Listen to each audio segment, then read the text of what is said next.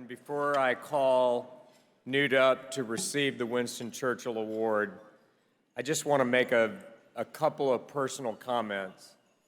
I grew up in Georgia I campaigned for Gerald Ford in Stevens County, Georgia in 1976. It was lonely out there. And when I was coming up, it wasn't just that Newt had a vision for Republicans to become a majority in the House of Representatives, which many people didn't have the vision, didn't have the ability to even conceive of that. But for me, as somebody who came up in Georgia, he was all of our congressmen because we only had one Republican congressman, and it was Newt Gingrich. And what a leader he was. I can still remember when I was at the University of Georgia, organizing vans of college Republicans to go over to Carrollton, where his district was centered then, to go door to door for him. And I can remember when I was state chairman of the college Republicans, every time we had a convention, Newt would come, and he would meet with us at the state convention and either have breakfast or lunch with our executive committee. And he's remained a friend of mine for over 40 years. And at every phase of my life and at every phase of my career, no matter what I was doing, whether it was serving as state party chairman in our home state of Georgia or when I was at the Christian Coalition or advising candidates, he was always there, always available, always encouraging, always a teacher, always someone who was there to support me personally and not just politically. And we owe so much to this man. There's no question that the seminal achievements of his speakership, the first balanced budget in 40 years, the most sweeping welfare reform since the New Deal, removing 2 million people from welfare to work, transforming millions of lives, the first federal ban of an abortion procedure passed when he was Speaker, when we banned the partial birth abortion procedure under him. The deepest and largest tax cut since the Reagan era. On and on you can go. And when you've heard just these testimonies, this is literally replicated by thousands and even tens of thousands of people who've run for office or held office or helped build this party and this movement. And I truly believe that when the history books are written, he's going to be one of the most important political figures of the 20th century. And for that reason, it is my great honor and privilege to welcome to the podium the 2022 recipient of the Winston Churchill Award, Newt Gingrich.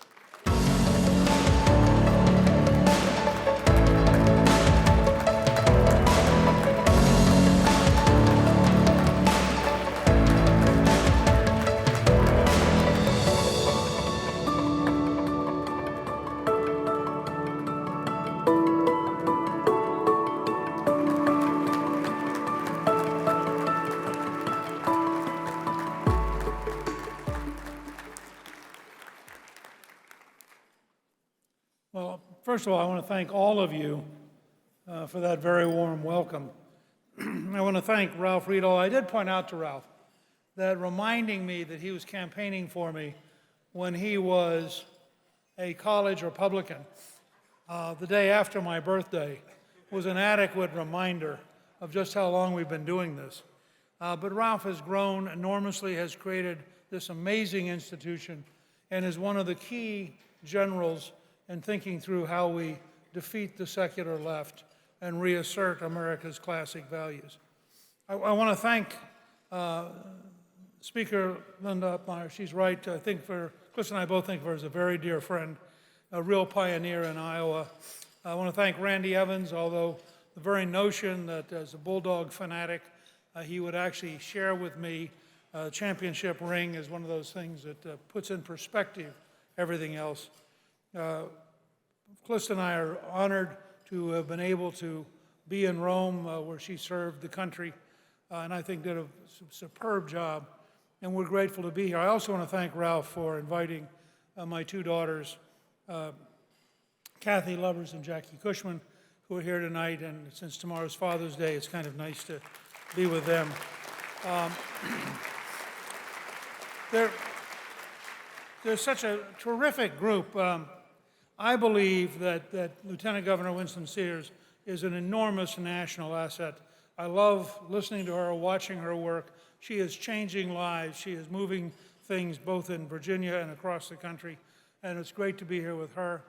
You have up here Congresswoman Salazar, who I think is a genuine emerging leader of the future. A good friend of mine, a key Georgia representative, Barry Loudermilk, who I'm delighted to have here tonight. Dr. Alveda King, it's just a great thing to be with you. I've gotten to know Secretary Pompeo starting back when he was in Congress and then when he was CIA director. What I'm really struck with, and I'm looking forward to his speech because I think it'll be outstanding, he combines the West Point toughness with the business sense of a chief executive officer with a totally pro-American approach to representing us around the world. And when you have all those combined, and then you look at the current Secretary of State, you understand the gap in stature between giants and pygmies.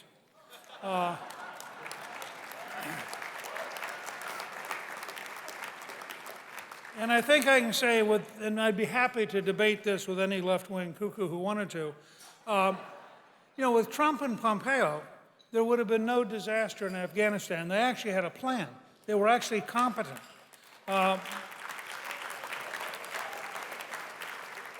With Trump and Pompeo, there would have been no war in Ukraine because, in fact, I think at that point, Putin would have understood that we were a serious country led by serious people and that the consequences would have been horrendous. There would have been no collapse on our southern border. In fact, we were beginning to get the border under control. There would have been no confusion in China about what we might do over Taiwan. The gap is amazing, and as I said, I'm looking forward very much to the Secretary's speech. Now, I'm going to surprise you for a second.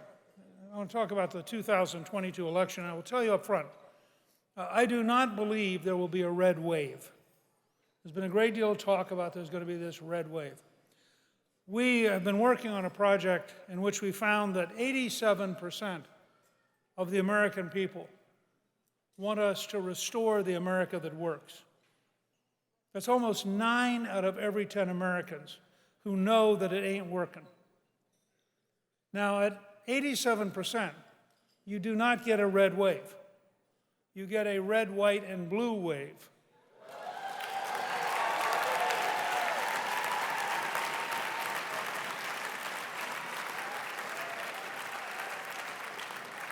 And I actually think the Republican core message for this year is very simple.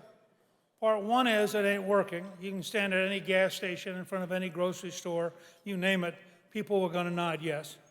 Part two is under Reagan and Trump, we proved it can work, and that's just historically a fact.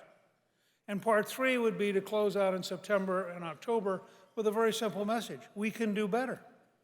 Now, if you think we can't do better, you ought to stick in your misery with the left and have to spend the rest of your career feeling bad. But if you think we can do better, you ought to join us. We'll then do better. You'll be happier. Everything will work.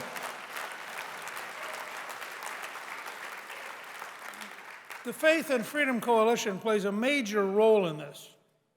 Margaret Thatcher, former Prime Minister, said at one point, first you win the argument, then you win the vote. You are keys to going back home and winning the argument. And when you win the argument, we're going to, in fact, be very successful in winning votes we didn't normally get. You're going to see votes. We just saw a Hispanic county in South Texas in a special election.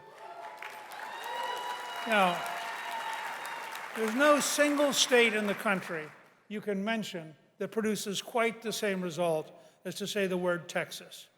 I know this. We have several Texicans in our office, and they're even more rabid than Bulldog fans, and this is saying a great deal.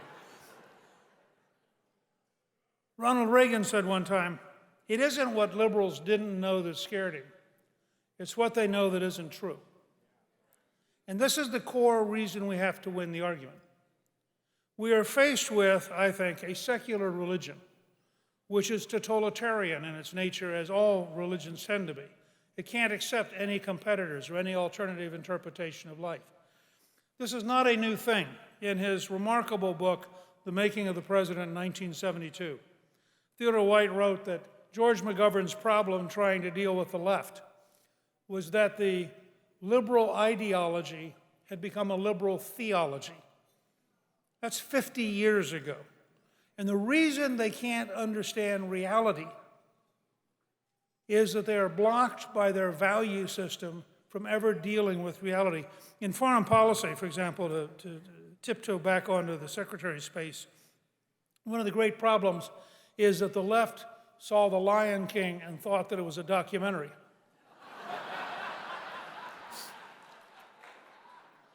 They actually think lions and zebras sing and dance together.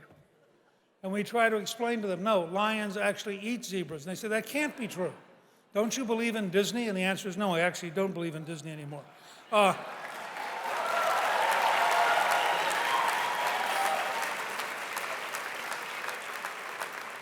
Let me close with a couple of key messages for my Republican colleagues and friends, and I was very grateful to have the next Speaker of the House, Kevin McCarthy, with those wonderful words, as I was also grateful, by the way, for my younger brother, Sean, showing up on tape, and for the very kind words that the President had, both for Calista and for me. But a couple quick messages for Republicans. Culture beats politics. As you'll discover if you read a paper that we just did on restoring the America that works with a new American majority, you'll find that on cultural issue after cultural issue, I'll give you one example. Reverend Martin Luther King Jr. said he wanted to live in a world where his children were judged by the content of their character, not the color of their skin. That was a 91-6 position for the American people. Only the hard left wants to measure you by color and not character.